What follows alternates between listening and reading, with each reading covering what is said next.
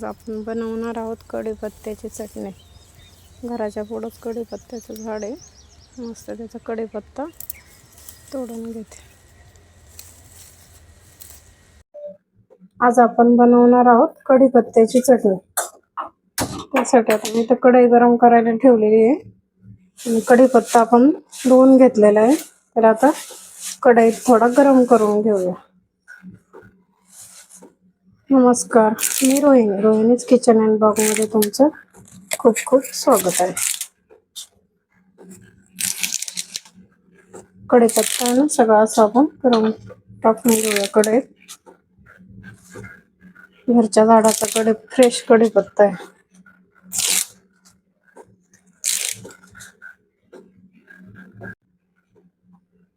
आता गॅस मोठा केला.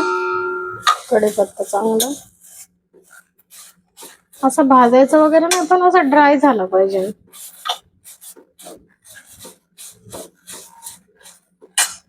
आपला कढीपत्ता भाजतोय आणि तुम्हाला साहित्य दाखवतो.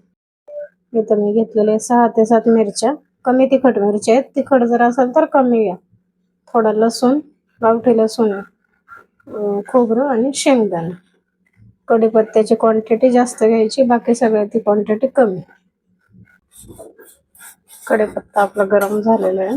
जास्त नाही गरम करायचं, नाही तर काळा होईल. तो काळा नाही होऊन द्यायचा. सुकला की तो होईल ड्राय. कढीपत्ता आपण थंड करायला ठेवूया.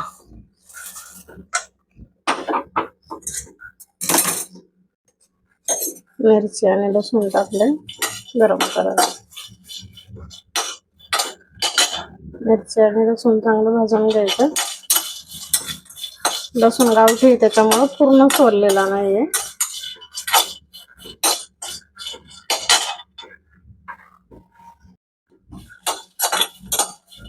आता मिरच्या लसूण भाजलेले आहेत. आपण ते पण थंड करायला ठेवूया.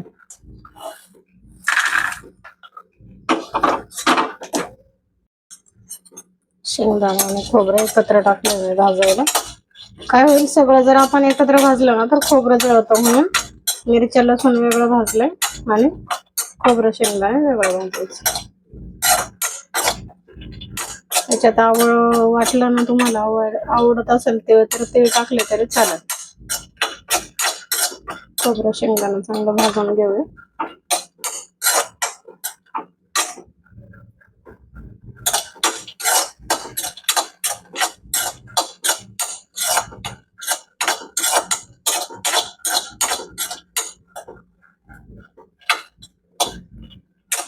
छान झाले आपलं खोबरं ब्राऊन. शेंगदाणे पण भाजले, ते पण आपण काढून घेऊया.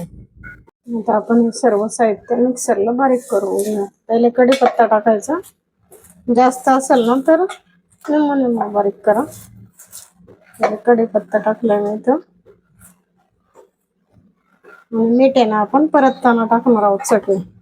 कढीपत्ता टाकलाय, त्याच्यानंतर मिरची आणि लसूण,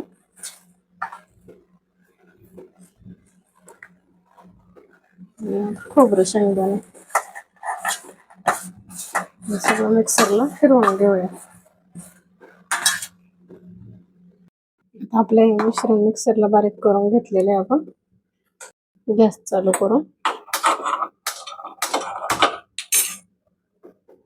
कढईत तेल टाकून घेऊया.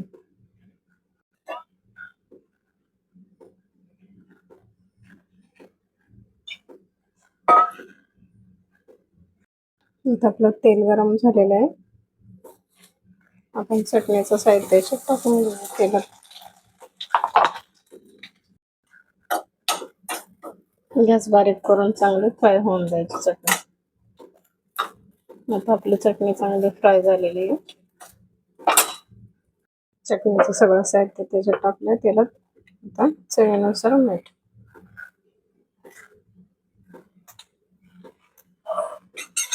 परतून घेऊया. तुम्हाला जर वाटलं याच्यात आवडत तर जिरं आणि तीळ, शेंगदाणे, खोबरं भाजताना त्याच्यात भाजून याच्यात घालू शकता. कढीपत्ता जर उन्हात आदल्या दिवशी सुकवला आणि चटणी केली ना तरी चालते. ही चटणी 1-2 महिना सुद्धा स्टोर करू शकता. काही होत नाही या चटणीला. खायला पण छान लागते. आणि कढीपत्ता तर आपल्या सगळ्याच गोष्टींसाठी चांगला आहे, आपल्या आरोग्यासाठी. छान फ्राय करून घेऊया. या मस्त कढीपत्त्याची चटणी आणि चपाती खायला रुचकर आणि चविष्ट. व्हिडिओ आवडला असेल तर व्हिडिओला लाईक करा, सबस्क्राईब करा.